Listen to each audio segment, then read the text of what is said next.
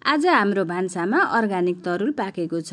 यो तरुललाई कसैले तरकारी पकाएर खाने पनि गर्नुहुन्छ र कसैले यसलाई उसिनेर खाने गर्नुहुन्छ। उसिनेर खाँदा कतिपयले पानी राखेर उसिन्नुहुन्छ भने मैले चाहिँ प्राय जसो घिउमा उसिन्ने गर्छु।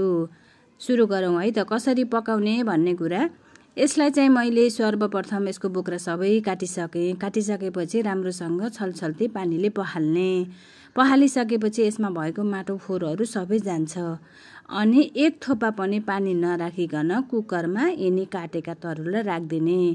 अनि माथिबाट 2 चम्चा घिउ राखिदिने। यसलाई सिटी लगाउनु पर्छ। सिटी लगाउँदा 2 सिटी मात्रै लगाए पुग्छ। 2 सिटी लगाइदिने। अनि अब हाम्रो तरुल मजासँग पाकिसकेको छ। यसरी घिउ राखेर पकाउँदा पिँधमा डढ्ने त्यस्तो हुँदैन। राम्रोसँग 2 सिटीमै पाकिसकेको छ।